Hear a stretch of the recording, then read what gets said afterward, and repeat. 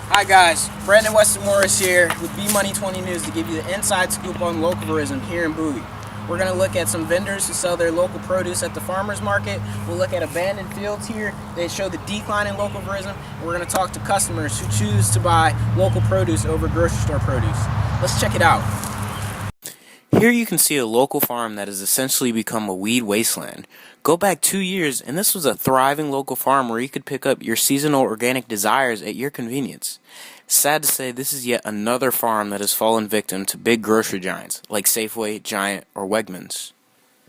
I attended the Bowie Farmers Market to speak with some of the local farmers about their opinions on outsourced food and why buying locally is a much better alternative. My name is Joel Elan. I'm with the local farmers market over here in Bowie. You need to support your local farmers markets, your local farmers, because without the local farmers, you won't have produce, local produce. You'll be buying the stuff out of the stores, which are shipped from across the country or from Central America, which some of that stuff you don't know what's been sprayed on it. A lot of stuff that's at the markets are organically grown or pesticide free, which is better for you than the stuff that's in the supermarkets. Right now you have what's grown in season, which would be squash and cucumbers and stuff like that. Strawberries are in season, but what you get out of stores are getting shipped in, so you're really not sure what's in season and what's not. As you listen to these farmers, you'll always hear them speak about which produce is currently in season. Of course, this isn't anywhere near the variety a grocery store can offer, but would you really want pesticides inside your body?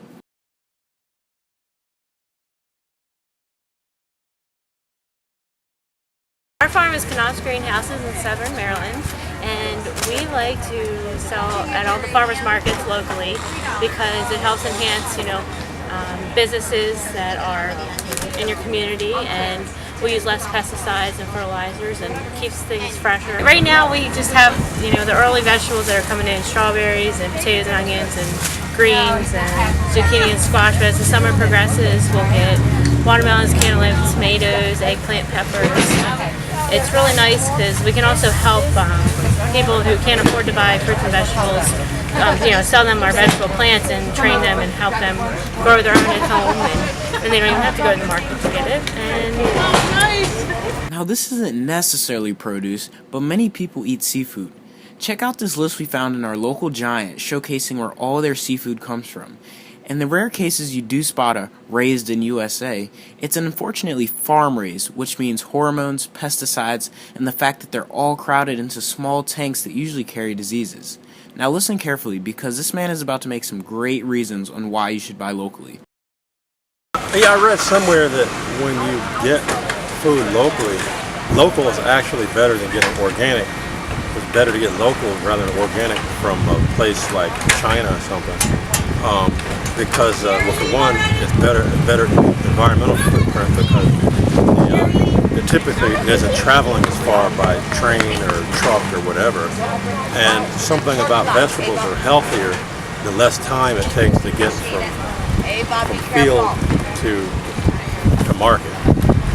And that's another way. Another way that I feel there's a social benefit to a community like this. You get to meet people. You can see the hands that are actually tilling the soil.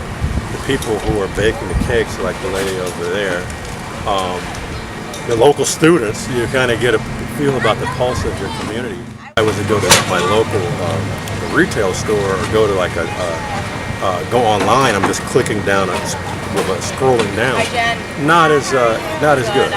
I would say three things: it's the uniqueness, the health, and the environmental sustainability that keep me coming back to our local market. It's really sad to see these local farms that are abandoned but seem to have had some life left in them not long ago. You can see here that this was a previous cornfield. Many small-scale farmers in the U.S. have been forced to grow corn in order to survive economically. The big grocery giants have the fruits and vegetables we all love imported from other countries for cheaper prices as well as in bigger sizes. As a result, have forced local farmers away from growing fruits and vegetables because they simply cannot compete with the competitive prices. Corn is in such high demand in America for items such as ethanol, which is in our gasoline, all the way to things like paint. For this reason, small farms across the country are able to receive government funding, which helps them stay economically stable.